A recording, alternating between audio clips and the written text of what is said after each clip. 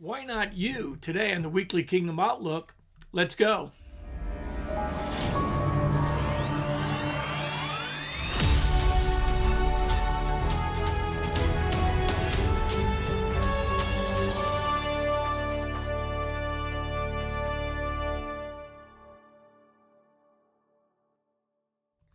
Hey, greetings, folks. Apostle Lewis here with you. So glad to have you along for another journey this week in the Weekly Kingdom Outlook. Before we move on, remember, thegatechurch.locals.com.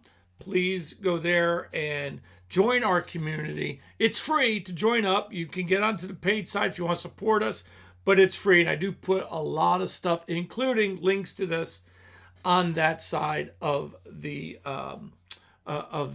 community. So go become part of the Gate community, part of what I'm doing there.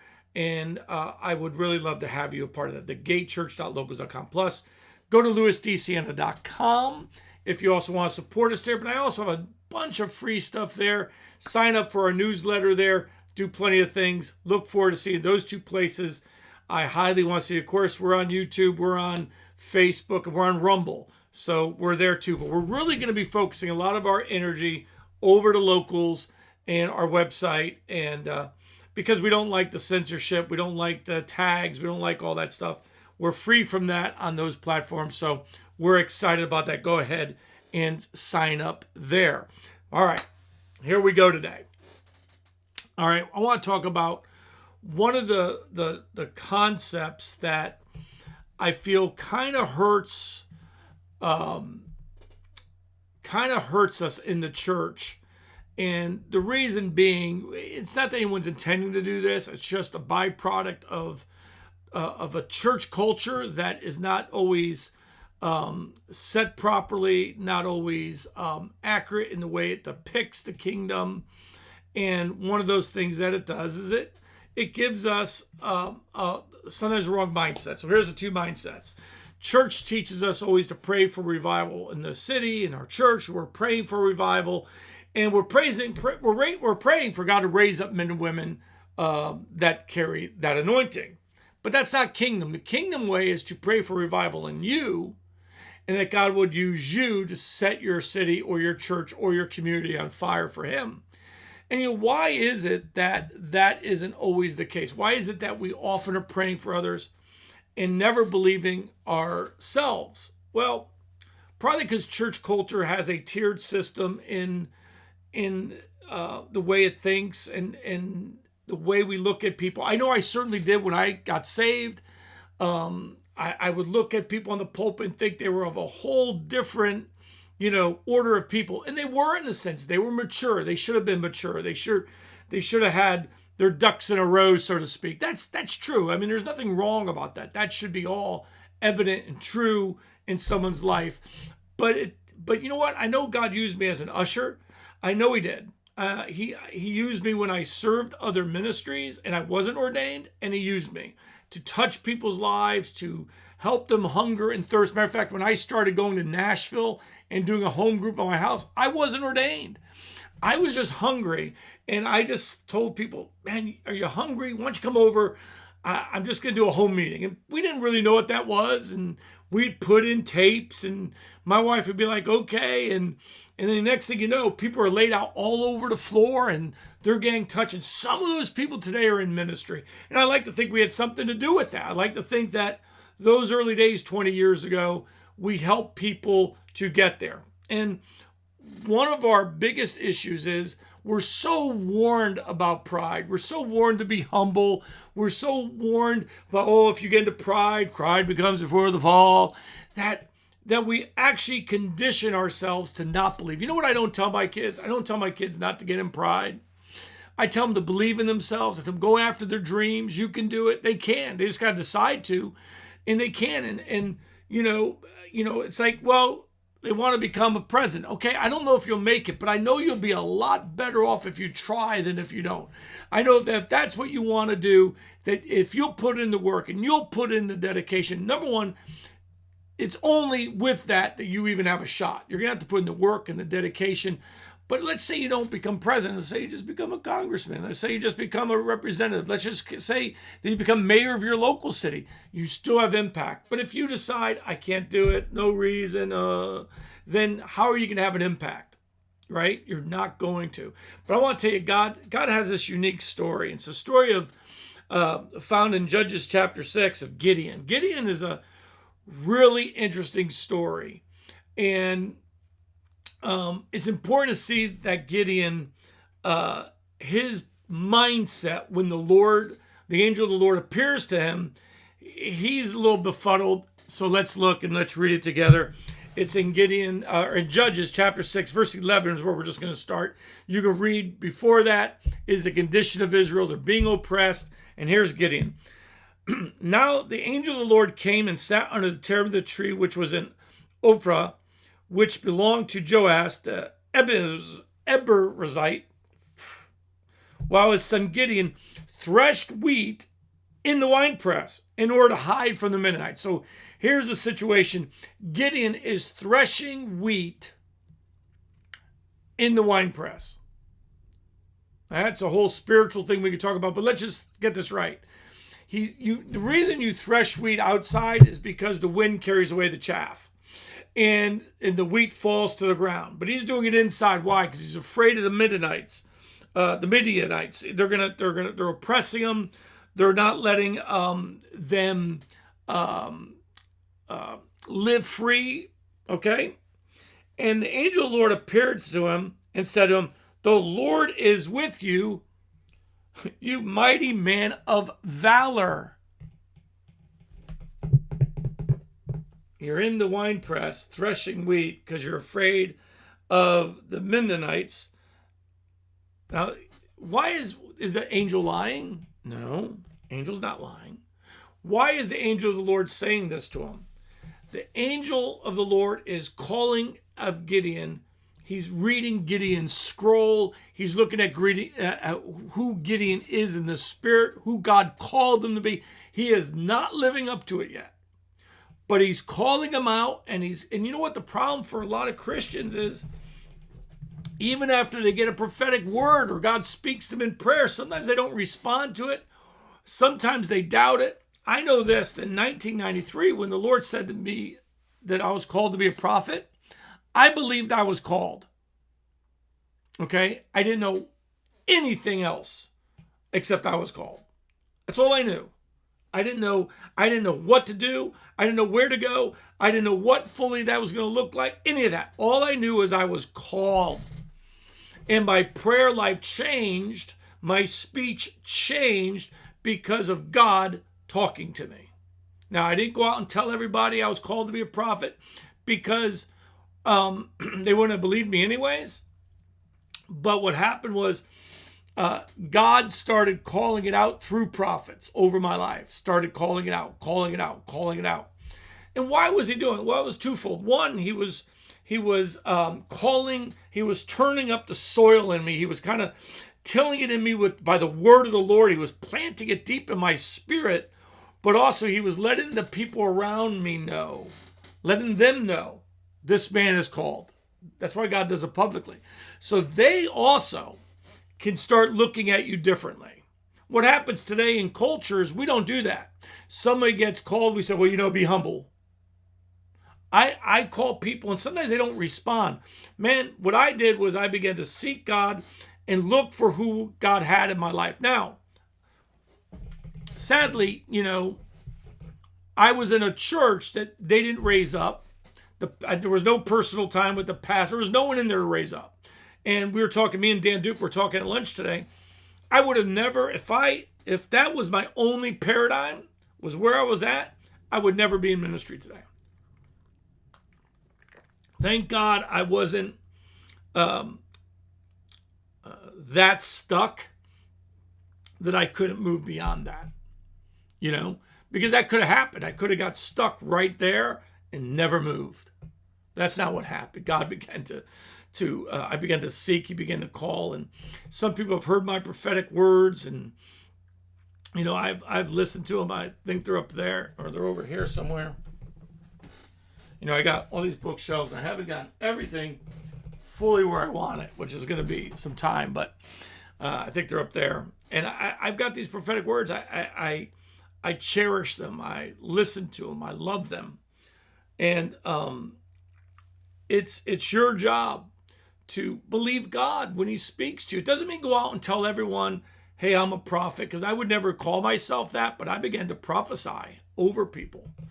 But I didn't, it wasn't every day, but I began to minister because we were told to pray, and I would just tell them, hey, I was just being obedient to God. Now, in our church at the gate, I allow it.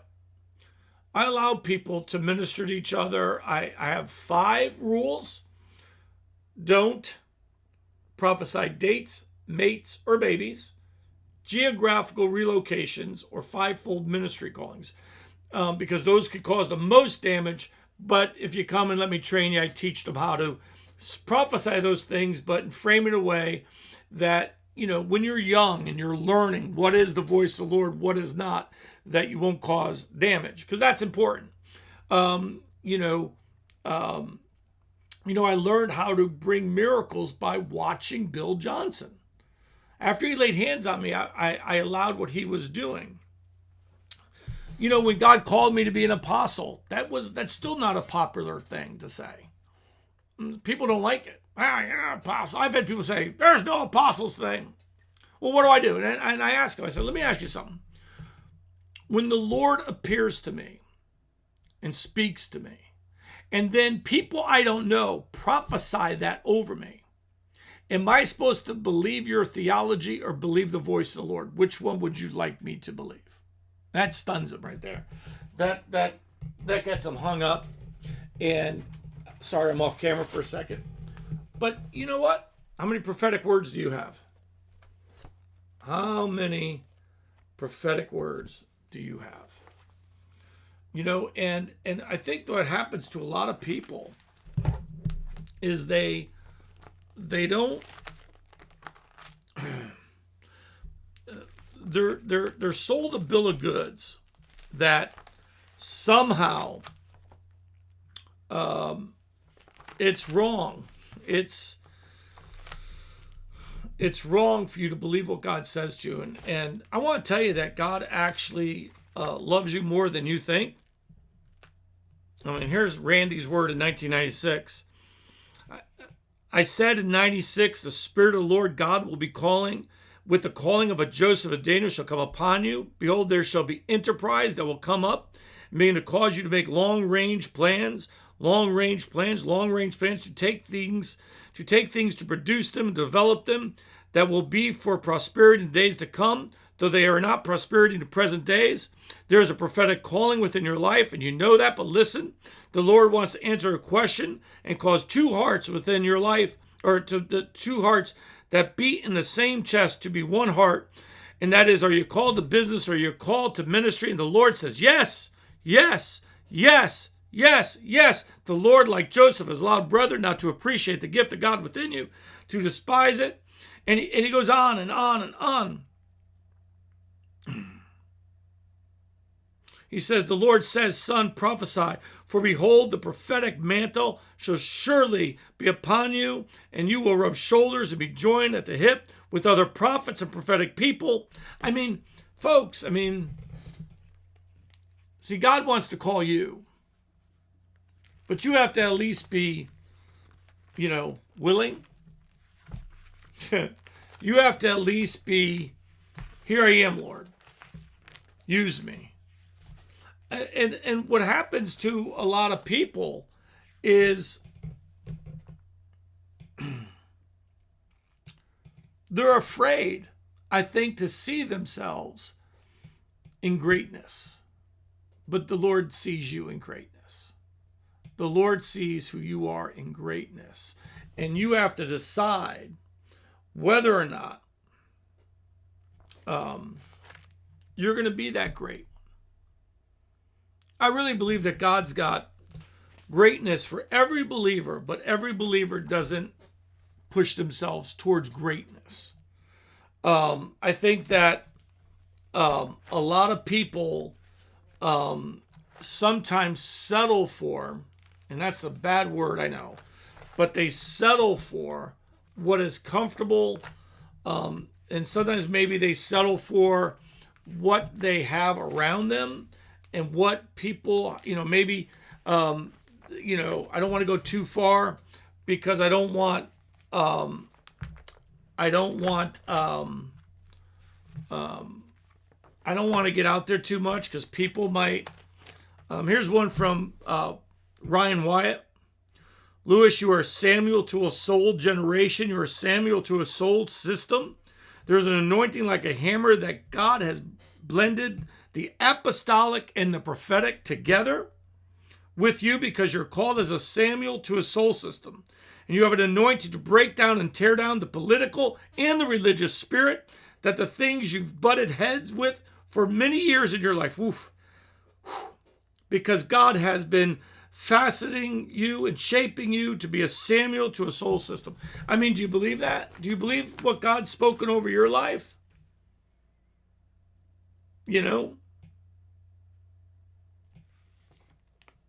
Seriously. Do you believe what God has said over you?